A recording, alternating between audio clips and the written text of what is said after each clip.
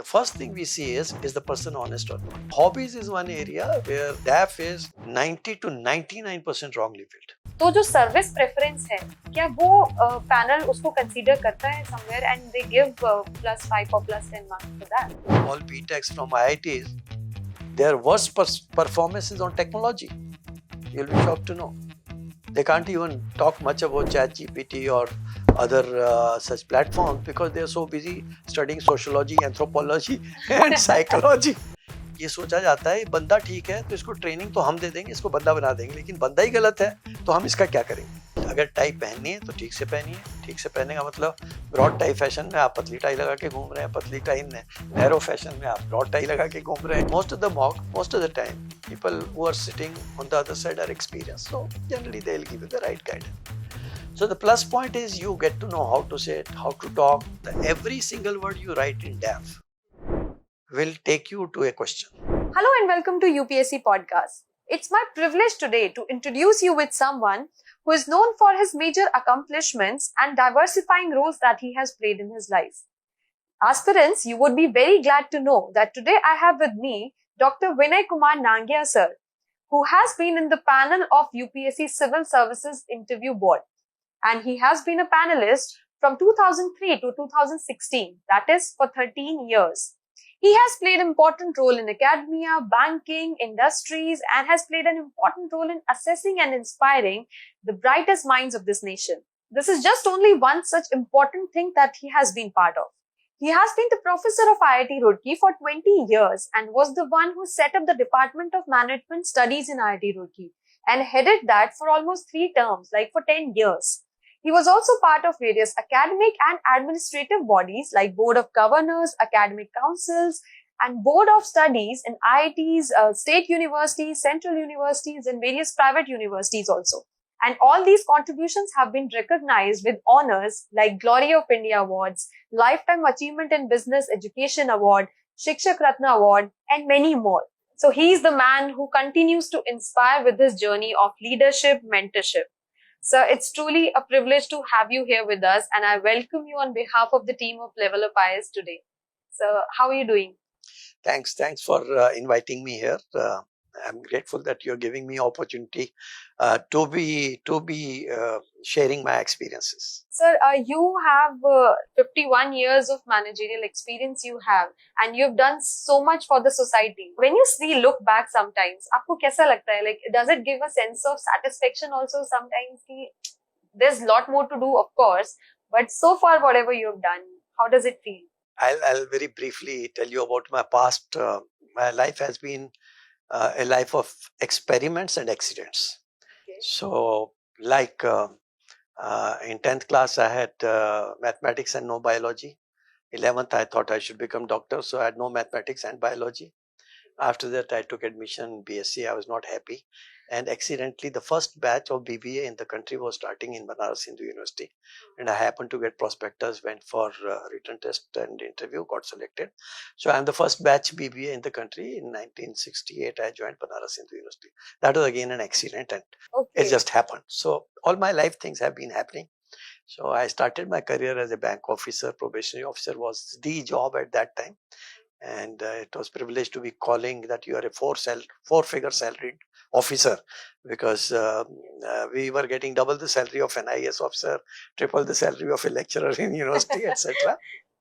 But after that, as the luck would have it, I could see all aspects of banking: agricultural banking, rural banking, operations, credit, foreign exchange. So that was the turning point in life. And after returning from Singapore, I quit and joined private sector. I was group chief executive in Lagos, and I set up a textile mill in Lagos. Came back and set up a finance and investment company with foreign funds in Bombay.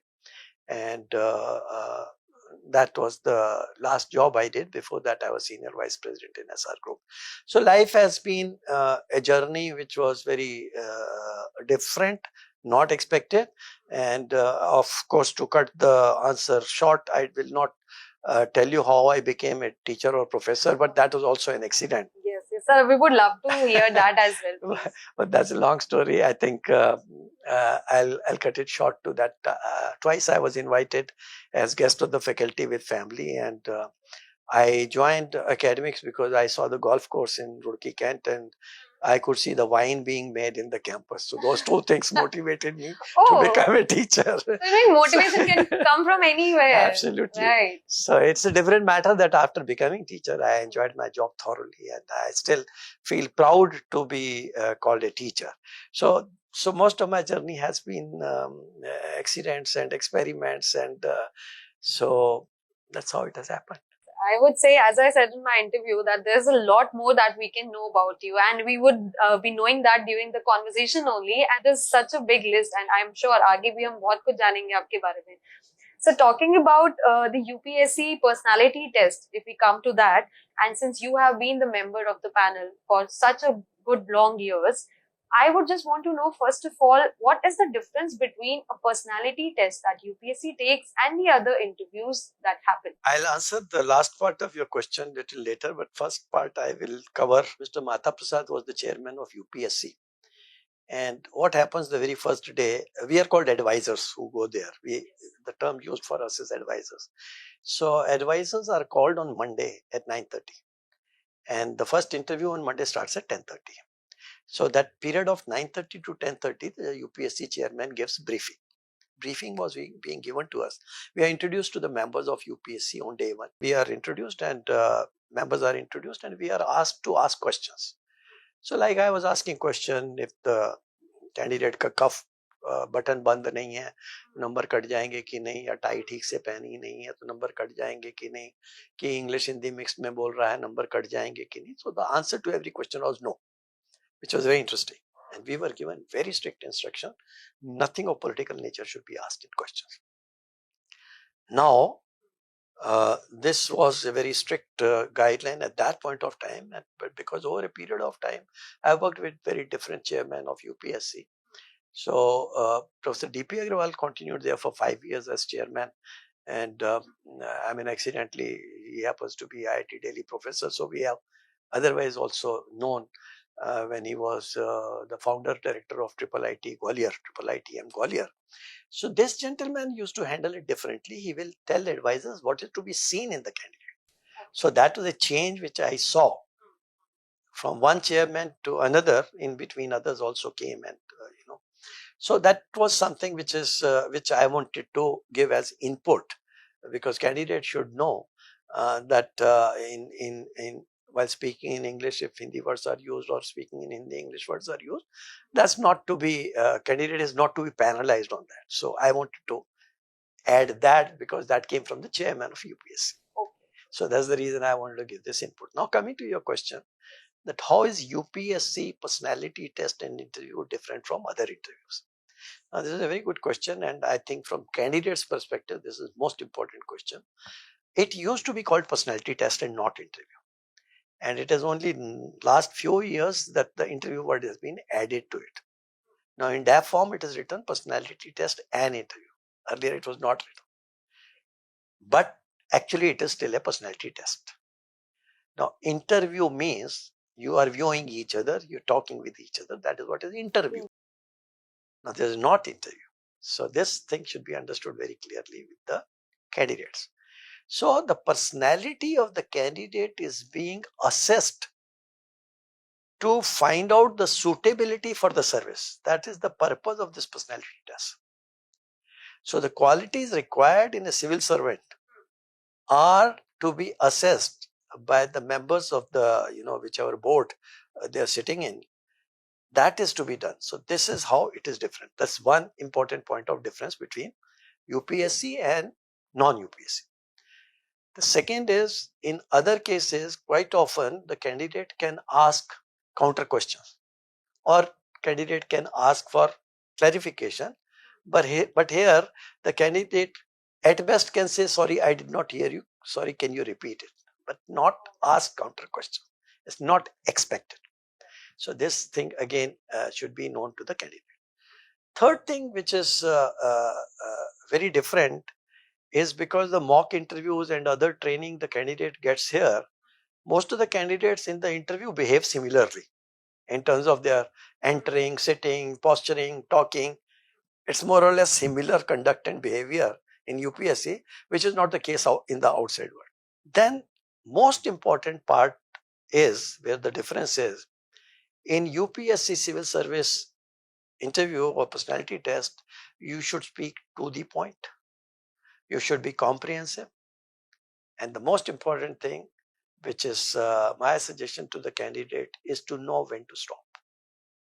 Now, in other interviews, the person who is being interviewed goes on and goes on and goes on, and he is normally interrupted or stopped to be asking next question.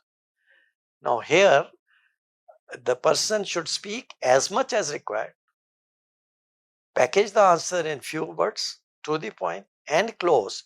Because if the candidate does not do it, he will not get the next question.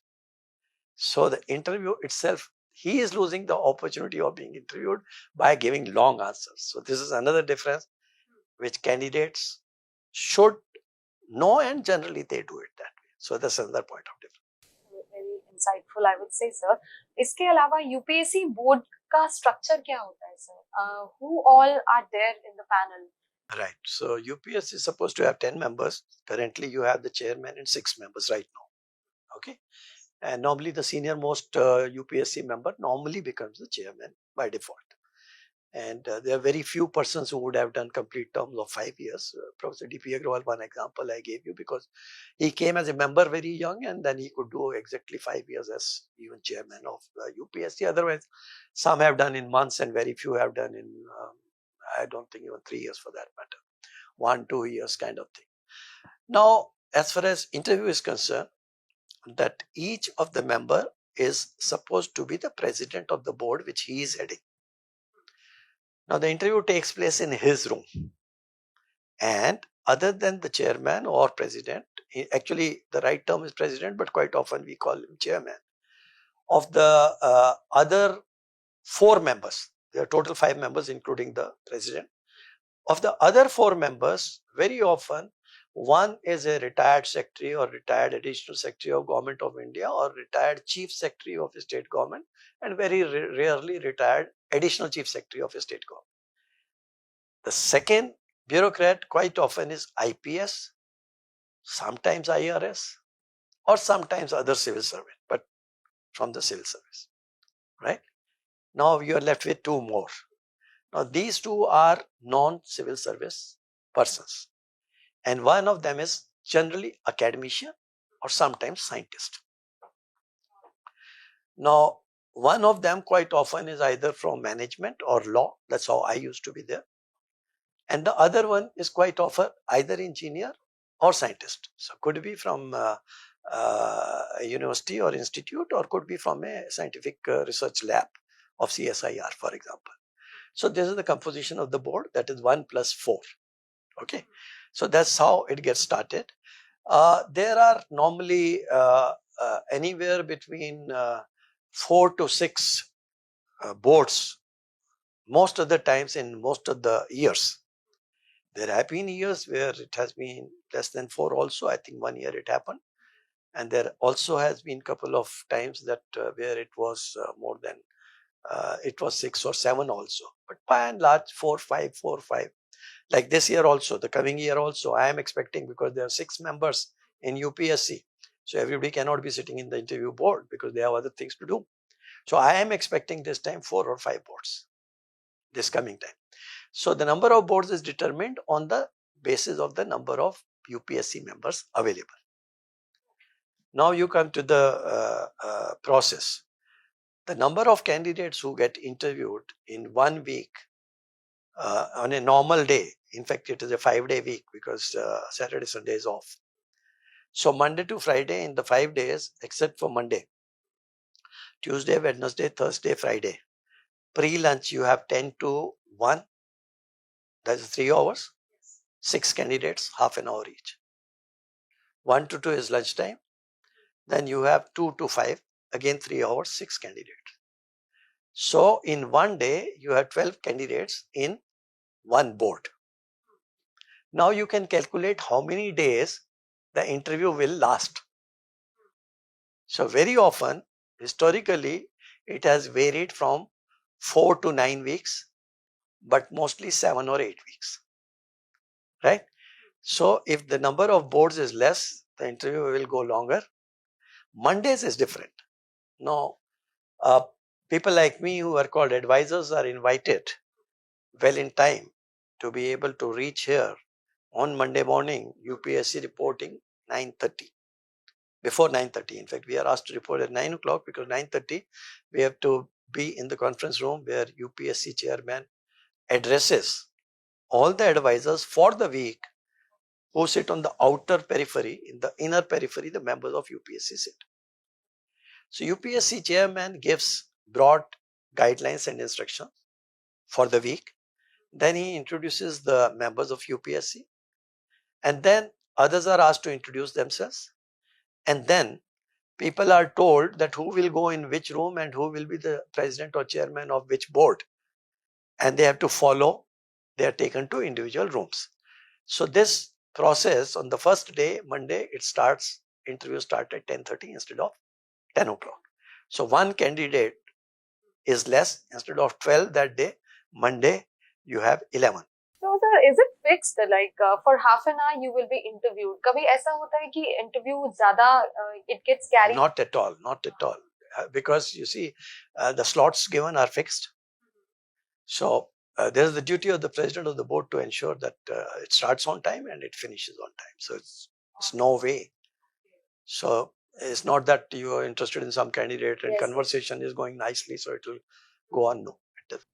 Because ऐसे काफी aspirants होते हैं जिन लोगों ने SSB में appear किया होता है and they compare those SSB का personality test with UPSC No, also sometimes. let me clarify that, having been again on both sides. SSB includes psychologist test. UPSC, there have been talks about taking a psychologist, but it has not happened. So that's one major difference. Even TCS, when it was taking campus recruitment from IITs, it used to have a psychologist earlier. So that's one difference between SSB and this. In SSBs, it is clearly told that the candidate should have OLQ, officer-like qualities. In UPSC, it is not told. It may be in the subconscious mind of the interviewer, but it is no marks are given for OLQ. So when I asked this question, ki cuff ke button, collar ke button, tie वगैरह, so it was not considered to be important. This is what was conveyed by the chairman of UPSC. But so this is another difference. So the requirement of the type of person in both cases is slightly different. Yes, so assessment is done on a different basis. So for example, physical hurdles. There's nothing like physical hurdles in UPSC. So there are differences. And sir, as we talked about the officers like quality, it is not clearly mentioned or not clearly being instructed to all the board members, but somewhere in their mind, back of the mind, they do have this, that we look this in one person. So would you like to elaborate something on this? Yeah, of course, because this is not clearly told, this is not explicitly mentioned anywhere. But fact of the matter is, a person who conducts himself well, when I say well in the sense better dressed, seated better, talking better, has manners, has courtesies, hairstyle, tie, almost everything gets counted. Now, whether you call it OLQ or you don't call it OLQ is a different matter. Yes. Right? So, specifically, because as I told you right in the beginning, I asked Mr. Mata Prasad whether the marks will be deducted for this or not. I was told no. But the fact remains, a person who is not properly dressed or who is not wearing the tie properly or wearing the combination of suit in case of ladies, these days they are coming in suits. If it is improper, so the person loses the marks. Now, what do you call this? I would call it OLQ. So, one has to learn to conduct oneself very well, despite not being told specifically about OLQ. So, sir, would you like to share any such incident that has happened during the time when you were in the panel, that somebody came and you internally felt like, yaar, ye to nahi lag raha hai ki officer, like, sabse pehla the way you dress up, because it is not mentioned, but it is there in the mind and we judge somewhere at that point of time, हम कर लेते हैं एकदम से, but फिर उसके बाद interview में the person has performed so well, तो कहीं ना कहीं वो thinking got changed from here to here. ऐसा कभी हुआ? I'll give you two examples. Sure. One is CAPF for the first time happened in 2011 and I was in the board. And it was very interesting. One candidate came in mukassim shoes. Mukassim shoes are the shoes where there are no laces. Like I am wearing this shoe. This is mukassim shoe because I don't use laces wala shoe. Now, having come from Fauji background myself, with my family members and others being from Fauj, so I know uniform service conduct and behavior is very different. So none of the candidates, any other candidate ever came who was not wearing shoes without laces. This was the only candidate. Okay, and you noticed that. I noticed it. And in fact, I am very careful about the way the candidate enters, the way the candidate sits, and the way the candidate conducts. I am very particular on that. Maybe not every member is bothered about that. So it depends on individual also. So this person, it was a very nice interview because he was PhD and this was a police job and very interesting. So we found him very good. So after he left, this incident I never forget. We discussed, because let me also share another thing with you, which you have not asked me, but is very important. How the marks are given. The marks are given by consensus. So right now I'll stop at that only. Marks are given by consensus. So for consensus, we discuss amongst ourselves. After the candidate leaves, it takes 1 or 2 minutes. Before the next candidate comes, we talk amongst ourselves. How did you find the candidate? So it's a common practice, and most of the time, chairman or the president starts asking different people. So in this case also, the question was asked, how did you find the candidate? Now, this is very interesting. The guy was PhD and his interview was very good. And we were all very confused. Why we were confused? The candidate was capable, he was good, but he could have been fit and fine only with police academy and no other police job. Now he could have been a very good trainer or academician in the police academy. But as a police officer, will he be successful or not? That was being debated. So the discussion went, when we were giving marks, are we to see his performance in interview? Is that more important? Or are we discussing his future career? What is important? So I don't remember what marks were given and what happened to this candidate, but I don't forget this incident. Oh, lovely. But the other example which I am tempted to quote, which I often quote and which is a very rare example. You see, when I've been going there, the most of the people who take interviews, they are quite often in 60s, age-wise, or at best late 50s. Most often they are 60s and rarely sometimes 70, but mostly majority of the people you see there are between something like 57, 58 to 65. That's the board composition largely. So this was must be, I think, 2012 or around that time. So the chairman of our board was a very prominent Indian Foreign Service officer who was ambassador in few European countries and other places, and he was relatively new. He was hardly 3 months old in UPSC, and a candidate came, and she had done her BTech from some NIT Warangal or some good NIT from South, or Trichy or Warangal, I don't remember. And she had done her MBA from Faculty of Management Studies, Delhi University. And then she was an investment banker.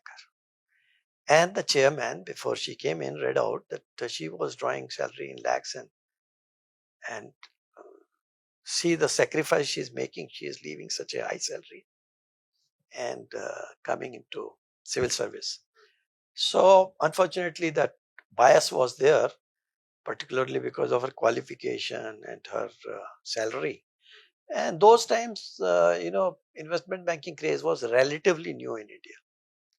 So it was seen with awe. Now, as the luck would have it, the system of sitting in the room where we take interview is very interesting. So it's like, the president of the board is sitting on this side and the door is on the other side, and it's a semicircular table. So 2 members sit that side, 2 members sit this side. And the candidate comes from outside and sits here opposite the chairman. So I was sitting on this side closer to the candidate. And earlier we were almost in every session our seats were changed. This has been stopped for some time now.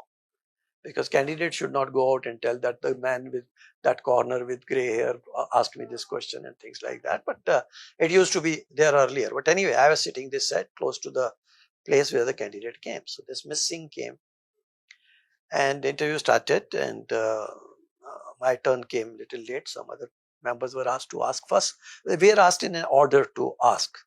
When we are asked, then only we ask. So on an average, every member, 3, 4, 5, 6, 7 minutes. That's the range within which they ask, because half an hour we have to wind up. So the chairman opens it, chairman closes it. So the 4 members get roughly about 5 minutes each. So plus minus 1 minute you can take. So when my turn came and I was asked to ask, I asked her about 8, 9 questions on theory, because I've been a teacher of finance. So I asked on investment banking, which was her last job. And she was MBA in finance from FMSTU. And then I asked about 8, 9 questions on practical side, because I've been a practicing investment banker there also. Now the candidate goes. And now marks are being discussed. Now this was very interesting because the board wanted, or rather the chairman of the board wanted to give her mark in 70s. 70s, I'm talking percentage wise, is absolutely rare. Okay. And in the same week, we had already given marks in the 60s to 2-3 candidate, which is also not very common. I'm talking about more than 65 is not very common, but we had already given. So obviously to strike a balance also. And when he said he wanted to give in 70s, 70 means 70, 71, not 78, 79. So I objected. Normally you don't object. You're a member of the board, and normally, it is done because he said when everybody else is comfortable and wanting her to give more marks, what is the problem with you? So I said, in your own language, 70 means outstanding. I asked 8 or 9 theory questions, she could not answer one. I asked 8, 9 practical questions, she could not answer one. And you want to give her 70s? Then finally she was given 69. Now comes the important part. Why? I was sitting next to her and I could see her nails. They were not clean. They were big and very dirty. This dimension of interview, the candidate should understand what is the value of being properly dressed. Yeah, I agree. Okay. Sir. So this noted incident I never forget. What hits you where, you don't even know what hits you where. Yeah, exactly. And after all, we are humans. We can get irritated by few things or the other, Absolutely. right? Talking about the background that we just talked about, you said that she was from FMS also. And so I just want to know if a candidate's educational background or the professional background, uska kitna weightage rehta hai, or it's more towards the performance in the personality test. What is seen more? What is My short answer is it has no meaning. It does not make any difference. That's my short answer. If somebody is influenced individually, which I have not seen happening, unfortunately or fortunately, so I don't think it makes any difference. And after preparing for like 5 to 6 years, now I'm going for the first time for the interview. तो क्या मुझे उस basis पे भी judge किया जाएगा that I failed the 5 attempts or I failed the 4 attempts and I'm going for the first time to the interview. तो और ना कोई अच्छा educational background है ऐसा कि I'm not a scholar, I'm not achieved 98%, या मैं किसी बहुत अच्छे STEAM university से नहीं पढ़े हैं, तो how does that matter? मैं आपके last वाले point का पहले answer दूंगा कि does it matter if somebody is giving 4th, 5th attempt and he is not highly qualified as a background?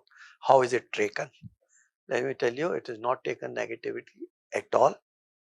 It is sometimes appreciated that this person is consistent and this person is onto the job. So he's reached the level of interview. That itself is an achievement because the competition is tough. That's the second part of your answer. Very often I get students who are IIT plus IIM plus great jobs. Great jobs means McKinsey and investment bankers and Goldman Sachs and the top of the line, and then they come for UPSC. No. So these candidates, I am very anti these candidates, and I'll tell you the reason. You see, number one, you're protecting your both sides, right? So you're not a firm person. If you want to become civil servant, you well become civil servant. Why did you go for IIM and this and that? Number one. Number two, which is more important, rather most important. You see, if I have to do it today, I'll go to St. Stephen or Hindu or Hinsraj and do my BA and straight away go for UPSC because I'll be the youngest person selected. That means I can become cabinet secretary. People who are IIT plus IIM plus experience may not even become Secretary Government of India because the age disadvantage. So, the answer to this question is you should have clarity. What do you want? Now, many of my own students who are IIT plus IIM plus who have cracked this UPSC and who are IAS officer still do not agree with my view. That's another matter. But I have that view. Okay, okay. And now let's come to the detailed application form, which is very important as far as the aspirants are concerned. So how do they prepare that? Because I've also read about you that you also help or mentor students in making CVs also, and you advise them also. So detailed application form में उसको कैसे prepare करना चाहिए? What advice would you like to give to those? You see, CV or DAF, whatever you call it, is your introduction to the board which will take your interview, right? Now, whether it is CV for corporate job or academic job or any job for that matter, so what you put in there is going to raise kind of questions coming out of that, right? So the every single word you write in DAF will take you to a question. And let me also share with you, in the interview board, only the president has the full file. All other members are given 1 or 2 pages which is extracted from the DAF. So we don't know how many marks this guy got in 10th or 12th or graduation or this or that. We may not have those details. We may not have many details of the candidate, but we have relevant information from the DAF that this fellow was born in such and such place, his native place is such and such, date of birth, and those kind of things. Plus, most importantly, hobbies. Now, hobbies is one area where DAF is, I would say, 90 to 99% wrongly filled. I'm repeating my words, 90 to 99%. And largely it is a function of coaching centers. Because in most of the coaching centers, the people who give guidance about this, they themselves are not aware of the seriousness of what is written. So one extreme, I have seen that fellow is writing 15 as his 15 items as his hobbies. Another extreme, I have seen leaving it blank. Now, how do you interpret it? Now, if it is written 15 hobbies, an interviewer upfront knows that this fellow is a fool. Right? When you had the opportunity, you could have taken out the best 2, 3, 4. And when you have written 0, that means you have no hobbies. I mean that you are an incomplete person anyway. So, the hobbies which you write should be such where you can handle questions. Now, let's take example of, say, cricket. Now, cricket can be written in so many ways, watching cricket matches. That can be a hobby. But I see very few people writing it as watching cricket matches, or watching one-day cricket matches, or watching IPL. Okay. Now, the more specific you are, the lesser scope to the interviewer will have to ask you questions. The more vague you are, you're just written cricket. I may ask you anything. What's the weight of the ball? Okay. So, I may start with the white ball and red ball and then take you to the weight of the ball, or I can take you in any direction. So, to cut it short, the hobby which you write, many people write things like astronomy. Now, there's a chance that none of the interview board members may ask you any question because none of them knows anything about astronomy. That's also possible. So, it may cut both ways. It may be a loss also, but if somebody asks, the chances are he'll know better than you because of his age and experience and background, and you're not able to answer that question, that you are in trouble. So when you write hobbies and extracurricular activities and awards and achievements, and even awards, achievements, people put it in the wrong column. So this is the biggest mistake which I see in DAF. Sir वो performer और you said जिसमें details होते हैं of the candidates, वो कितना पहले मिलता था आपको कि हमें तो ऑन द स्पॉट मिलता है, on the spot? On the spot. पहले तो सवाल ही नहीं पैदा होता। हमें we don't even know the names of the candidate, forget about DAP form. So the moment we enter, for example 10 o'clock it starts, so we will get the most often we'll get only first candidates DAP form, not even second candidate, and all get the same, obviously. So all interviewers get the same. So they have a very limited place to ask questions from, and DAF is that form. So sir, now let's move to the questions that have been asked generally. The what aspirants tell us, और कभी-कभी ऐसा होता है that the question they've been asked और उसका जवाब नहीं आता है, या is it okay if they say sorry जिस आंसर को उनको नहीं आता है, या फिर कुछ और उस टाइम पे उसको सोच के कहना वो ज्यादा सही रहता है, या फिर 2-3 क्वेश्चन नहीं आ रहे हैं कॉन्सिक्यूटिवली आपने 4-5 क्वेश्चन के लिए सॉरी बोल दिया है, या फिर आपको ऐसा नोटिस किया कि no the person is thinking something and trying to say something, तो व्हाट इज एक्सेप्टेड मोर? ऐसा कुछ? That's a very good question which you have asked. It will depend largely on the question itself. Is it open-ended question? Is it closed-ended question? Is it factual question or is it thinking question? So lots of things will depend on that. But to answer your question, if you don't know, the most advisable response is, sir, I need to read on this, or I need to prepare on this, or I don't know. There's absolutely nothing wrong in saying I don't know. There could be second situation that you are knowing it but you are not able to recollect it. Then you can say, sir, I know the answer but right now I am not able to recollect. Maybe after some time I may be able to respond to it. That's a very safe answer, and it may happen that you may recollect and you may respond, which is a very safe answer, which is again not taught in any mock interviews. That's a very good answer. Yeah. Right? So that's the second answer. But third answer could be, sir, I don't know exactly. I don't know it fully. But if you permit, can I take a chance? Now, this may lead to a good discussion, or they may not respond at all because you're talking wrong. So these are the three different levels at which you can give your reaction to a question. And taken differently as well. And depending on the question also. Yes, of course. And talking about the type of questions, how do an aspirant should deal with the opinion-based questions? You are being asked what's your opinion on some of the international relations issues that are going on. उस समय पर which side should be taken, or how should we respond? How should an aspirant respond? In fact, this is the most important question which is asked, opinion-based question. And this is where the personality is actually tested largely. And the answer to this question is, you will not take sides. You will not take sides. So what is expected of you is to, if you are really good at it, in 1 or 2 sentences give the background or the brief, which again in many mocks is not told. But you may add that shows that you know, and come to the point straight. And then talk about pros and cons of the situation and leave it at that, right? But if you are pushed into it, that say Israel war currently or Ukraine war currently, supposing that kind of situation comes, so you are forced to take a view, then you will say, I will go by the government of India view on the subject.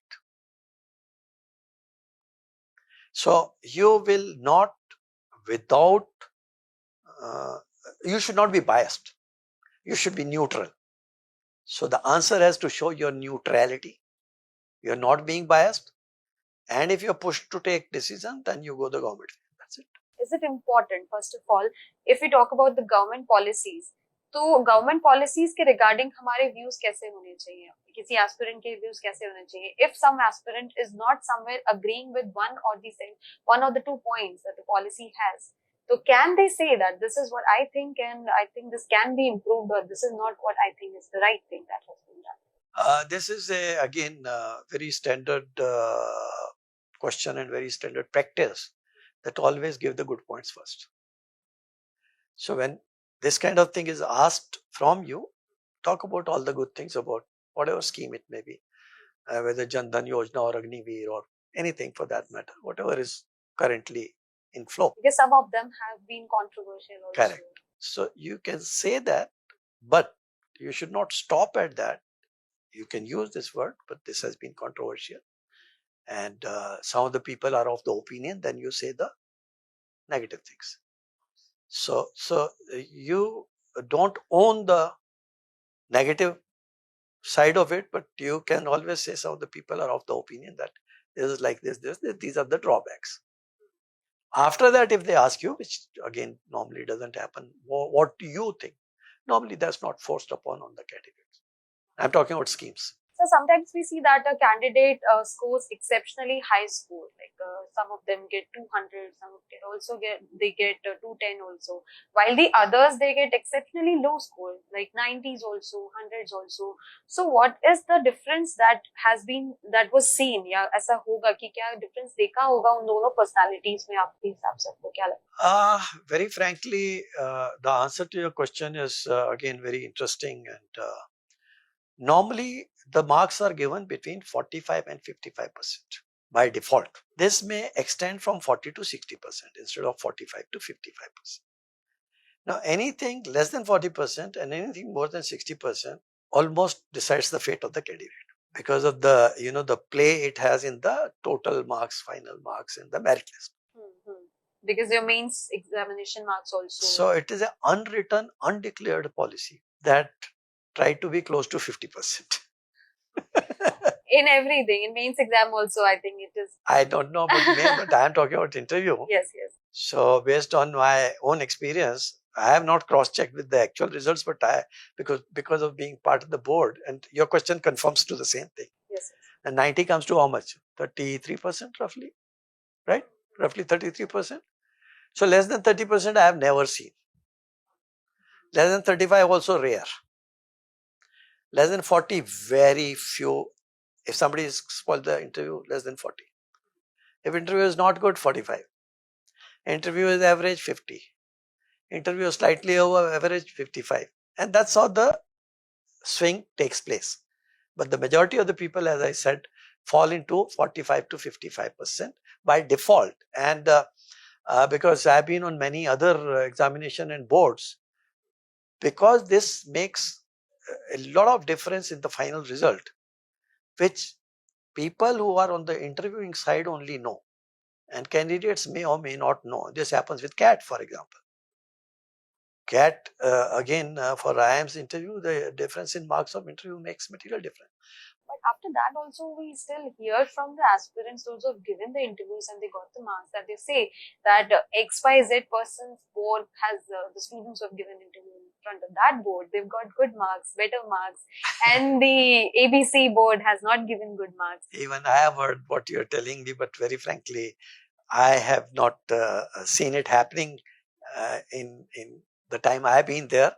So I don't very much buy it, very frankly. And I think that's because most of the candidates, most of the times, they tell about others. I'm not talking about UPSC, or they tell about others that these people, new people, they had connections, so they got selected and we are not selected.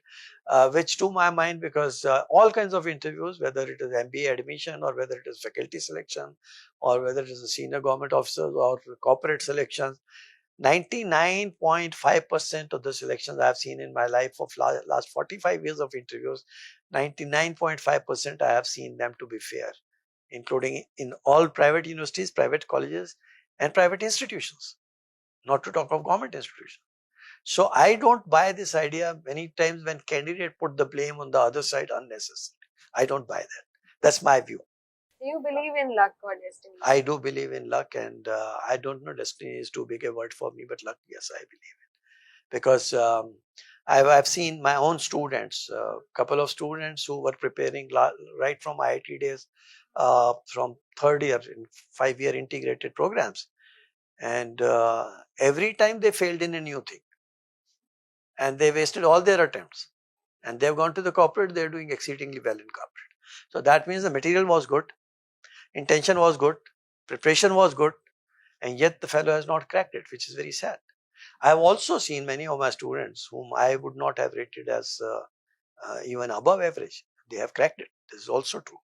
So, very frankly, I do place an important part to luck, but I don't want candidates to depend on luck. They must prepare and they must be. Yeah, वो तो फिर वो बाद में जब बाहर निकलते हैं तो शायद उनको realize होगा. I think this was my luck. This question got exactly asked from even me. in interview. If you're lucky, supposing you're prepared 1, 2, 3 policies of the government of India and the questions came from that, you're lucky. And unfortunately, one question which came which you never prepared, and because of that question which got lingered on, maybe 2 members of the board ask you the same question and you lost out unnecessarily. That's bad luck. So it happens. So in continuation with this only, sometimes it happens that a question that has been asked और candidate को पता है कि उन्होंने गलत जवाब दे दिया है और अगले question में भी वो fumble कर रहे हैं, तो उस तरह से उस stress को how the panel sees that stress? I don't know. It's very simple. The answer is very simple, and the answer to your question is honesty. Now, what is honesty here?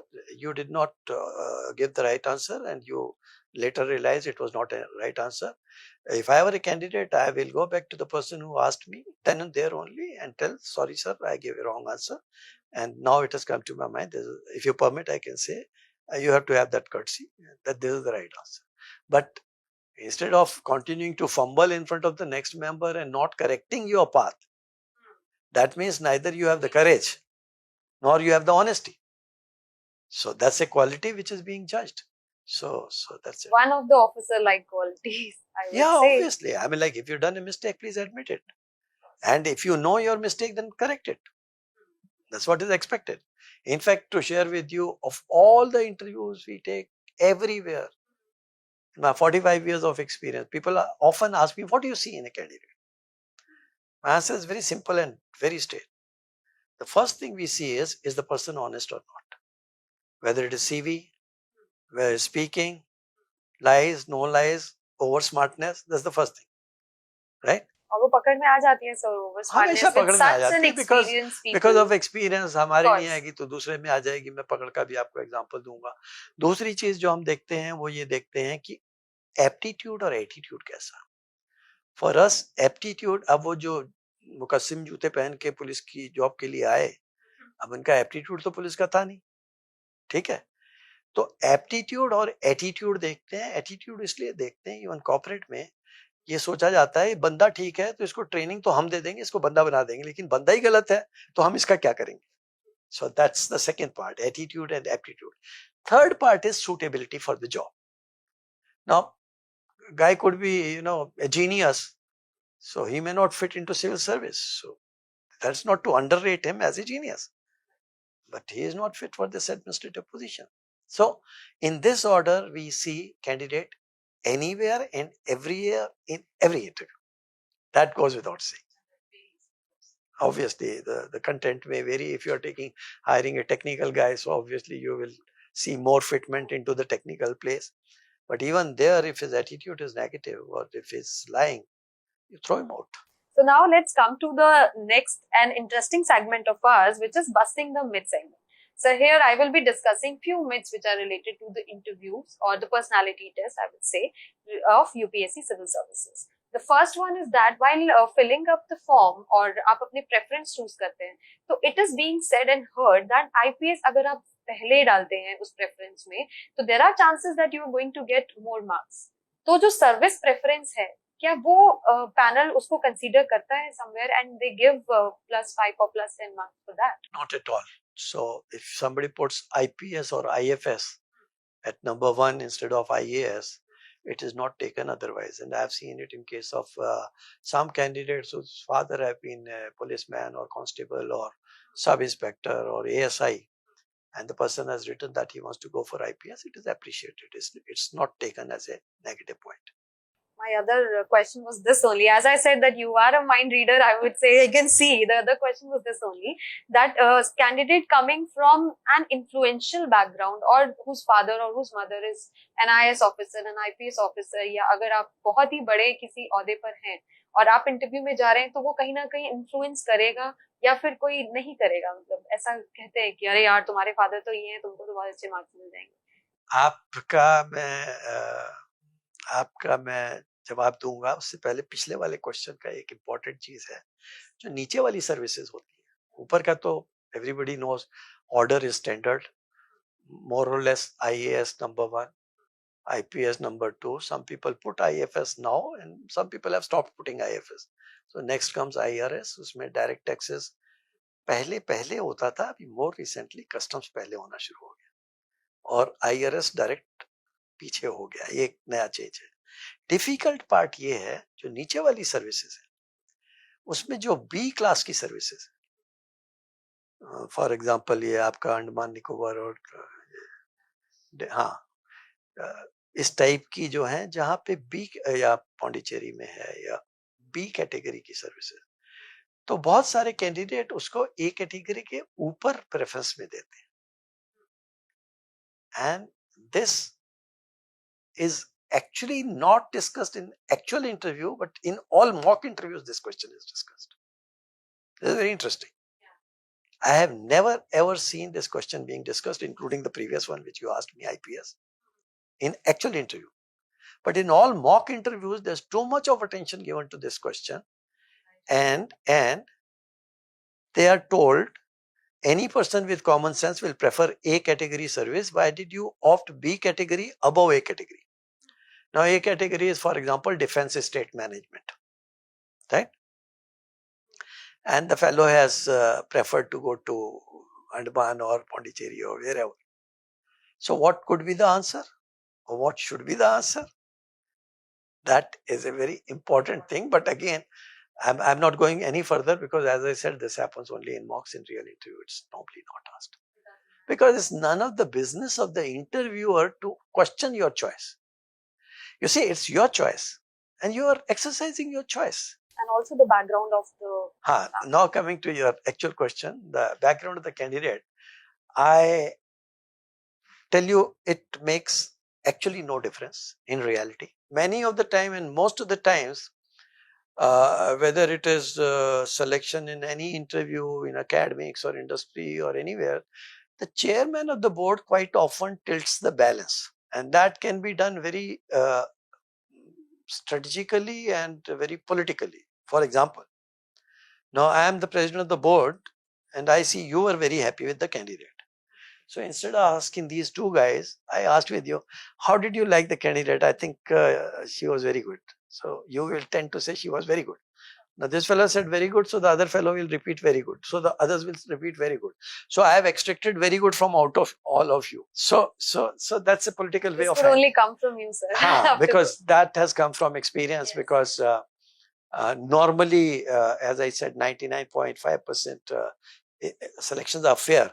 But sometimes when the pressure comes on the chairman or the president, there is the way it is tackled in any interview, not only UPSC. Now, second myth is that you should be very fluent in English. That will impact your selection in a positive way. I would like to reframe the question. You should be very fluent in the communication. Now, it is not question of English or it's not question of Hindi. But more recently, I am seeing people who have opted for giving interview in Hindi, though their medium of instruction was English earlier in written. And now they have opted for Hindi. And they are using 30% Hindi and 70% English. Making it bilingual. No, it's not bilingual. You chose Hindi and you're speaking only 30% Hindi and 70% English. And when we ask the candidate subsequently in feedback, the candidate says, last year I gave it in English and I realized I could not speak English properly. So the candidate has messed up last year and he's messed up this year also because he's speaking Hindi only 30%. So the moral of the story is that whichever language you use, you should be effective in your communication.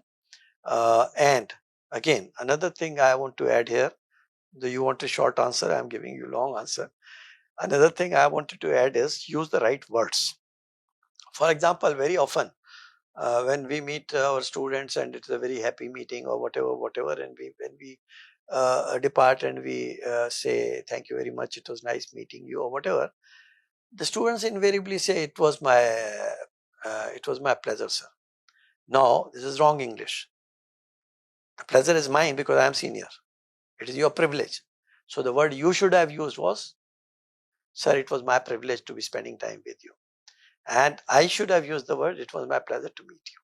Now, this mistake I'm quoting as an example because 90% of the times I see this mistake coming from the youngsters these days. So again, I am going back to your question. What is more important than fluency is the correctness of the size of the message, the weight of the message, the choice of the words. I think that's more important. The other myth is that you should not look nervous while you're having your personality test. And अगर आपने पानी भी P लिया है, तो the person or the panel will see that you're very nervous, and one bad answer, it can end the road of the selection. Not at all. Pani pi liya is nothing, nervousness and nothing bad. In fact, it is the other way around. When we see candidate getting nervous, we ask him to take water because that time she is scared. She is scared. So the nervousness is not reflected, or it has nothing to do with water, or marks are not reduced because the person has taken water to sip at that point of time. Nervousness is independent of water taking or not water taking. But one of the advantages of taking mock interviews is that they get used to that. So I rarely find people getting nervous. And if somebody, despite all this, gets nervous, so the candidate is not fit. Let me put it this way. That was I was going to ask. Is nervousness being judged because we are nervous? No, I mean, that is my view, that I said the candidate is not fit, but the board has to take a view because the candidate, despite nervousness, may have done well. So one of the members may later on at the time of giving marks say, a candidate who is not confident, I don't see we should give him more marks. So at the time of discussion and debate, the candidate loses marks anyways. तो उसको 65 की जगह फिर 62 मिलेंगे या 61 मिलेंगे, ये हो सकता है. लेकिन नर्वसनेस की वजह से वो रिजेक्ट हो जाए, ऐसा तो नहीं हो. So one more thing is that the other myth is do not wear the bright color clothes if you're going and appearing for the personality test. Oh, that's again a very good question. In fact, you have to be very careful with your clothes. Because earlier days, again, I'm telling you, almost up to 2013, 14, almost every lady came in colored cotton sari. Right? I think 14 onwards, I've been seeing ladies don't come, hardly 20-30% come in saris. And in that also cotton I see missing, mostly silk, okay, or whatever. I mean, I don't know, but cotton is out of fashion. So they come in designer suits.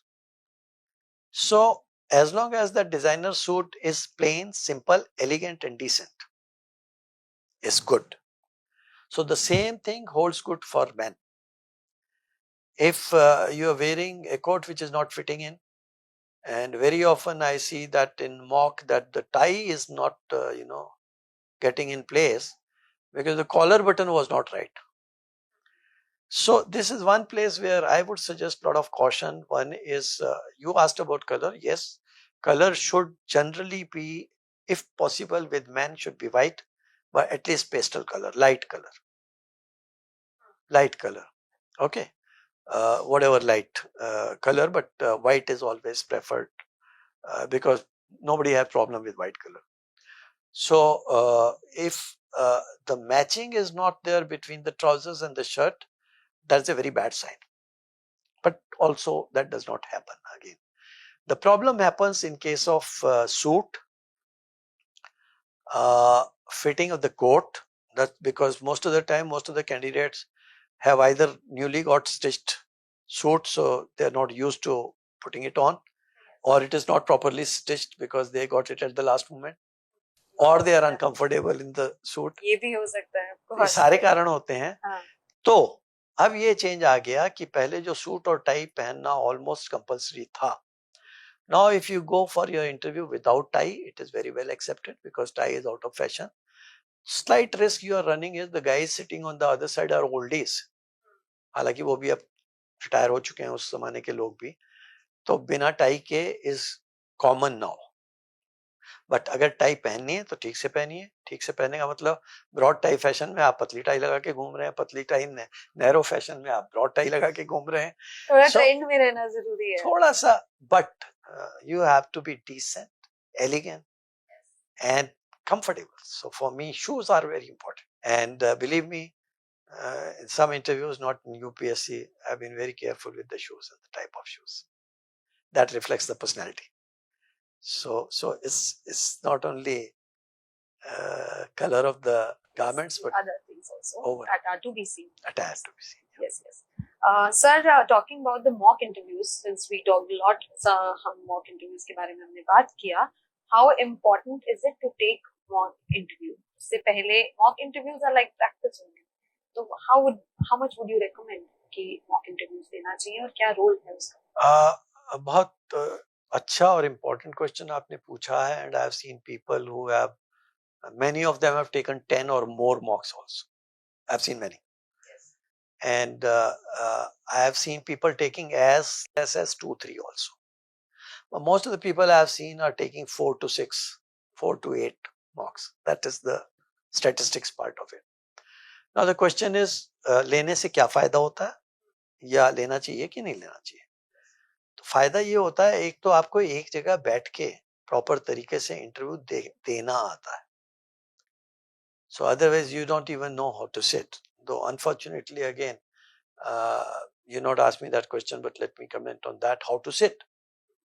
For example, most of the candidates sit like this, right? Now, if you sit like that, obviously you're not a fit candidate, right?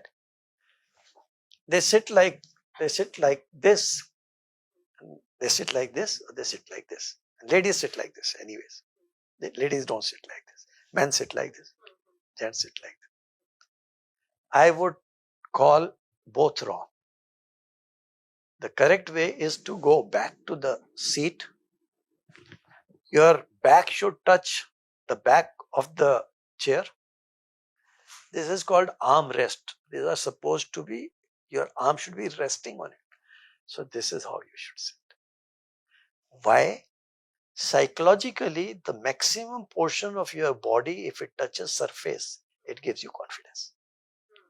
So not only you are sitting in an impressive manner like this, you are upright.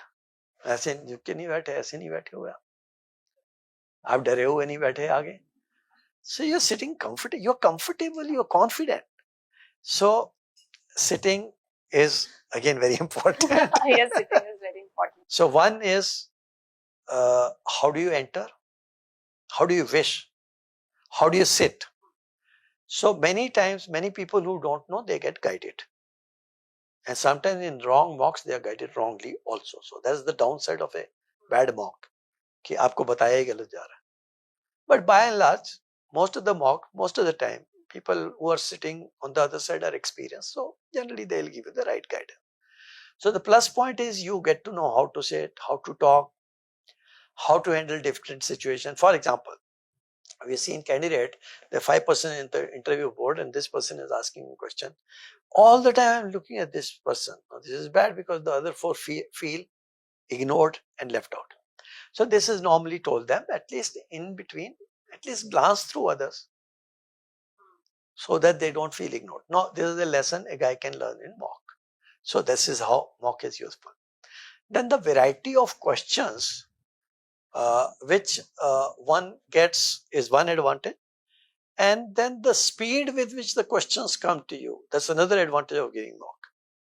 So these are the plus sides of mock. Maybe I may have forgotten one or two, but these are the positive side of mock interviews. The negative side of mock interview is very unfortunate that most of the people who are sitting on the side of the mock interview, quite often, at least out of 5, 2, 3 are retired IAS officers or IPS officer, bureaucrats.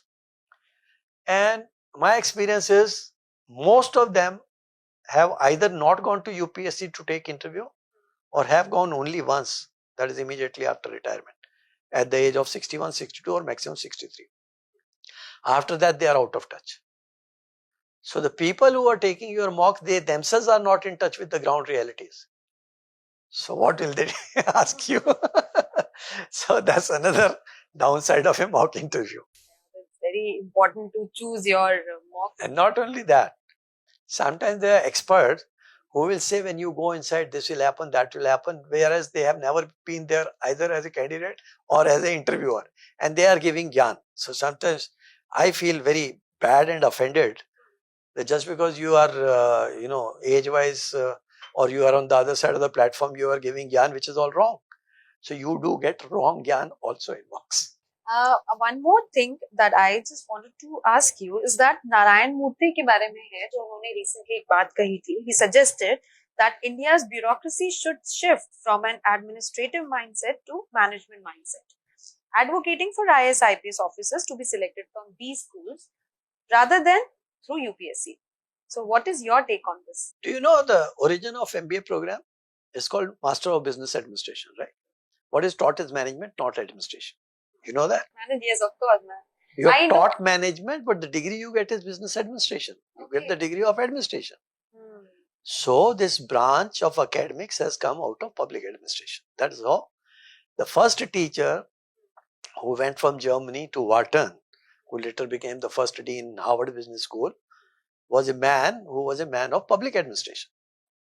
So in government, there's no word used as management, the word used is administration. Whereas in corporate, the word used is management, never administration.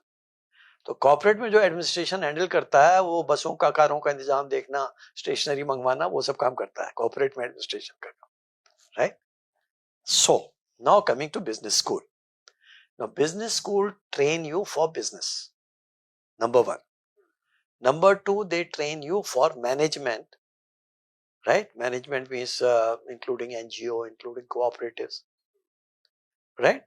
But the focus of all your teaching is largely on business and the corporation. So personally, I don't at all agree with the views of Mr. Narayan Murthy because the education, background, training is on a totally different footing. And here, what is required is not business administration. It is public administration, which works in public policy. So even if you select people from public policy, I'll be happier rather than selecting from business schools. One more, the other question that I would just want to ask you, some of the last questions that I'll say.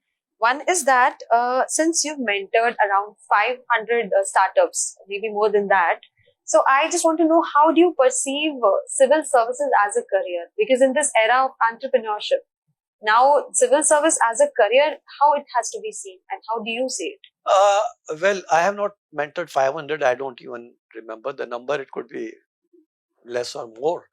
But I have mentored a large number of students, including for higher education and startups, and obviously UPSC. So there's a lot of change in the world in so many ways. So one of the major changes as far as UPSC is concerned, I remember when we were students, this was one of the 3-4 careers one could choose from. Today, it is one of the many careers one can choose from. Because in our younger age, there was hardly any corporate. So government jobs, bank jobs, civil service, few North India, few West India, few East India, you had corporates. But otherwise, opportunities for going abroad were not there because of the socialistic pattern of society and because of the regimented world. So one thing which has changed is the opportunities which are available which are other than UPSC. So that's one dimension should be remembered. Second is the downside of UPSC which I see. Good part everybody knows, so I don't need to speak about the good part. It is prestige, it is reputation, it is social status, it is power, decision making, and figuratively you can say you can change the lives of so many people and so many things are there. But in practice, there's so much of deterioration in the quality of the service in terms of political interference and other things. Society itself has changed. So the role and responsibilities of IAS officers have drastically changed. That change has not come at the same rate as it should have come. So the change is slow. So very often you are lagging behind the real developments, which could be technological developments. For example, let's take the example of AI and ML. Now, how much of AI and ML the IAS officer gets time to update himself with or technology himself with? Whereas that is the need of the hour.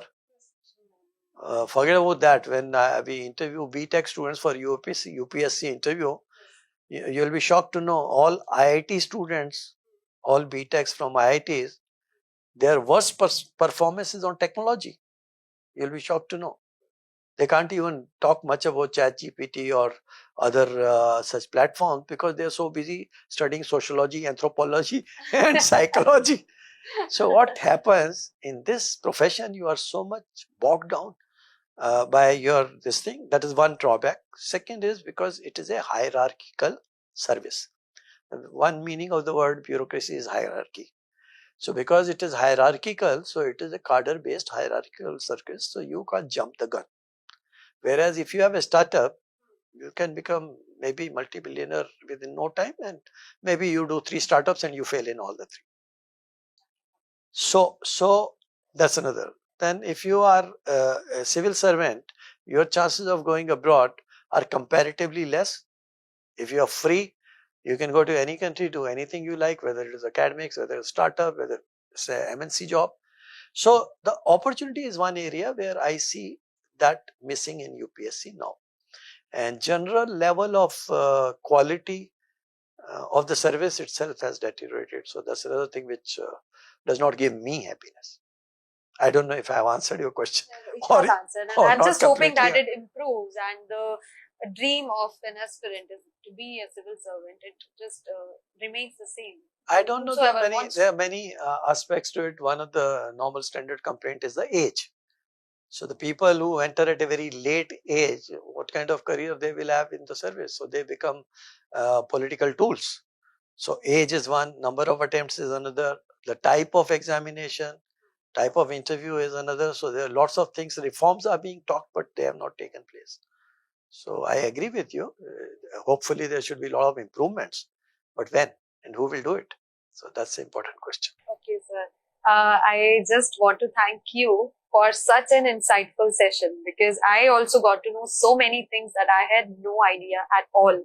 So, sir, we would love to have you some other day for some other topic and for some other talk, because I know and we know that you're everywhere, talking about the business, talking about the banking, talking about the industries and academics. So we would love to have you again with us, and thank you for such a session. Thank you so much. Thank you so much for being so kind and nice to me. Thank you so much. Thank you. Thank you so much.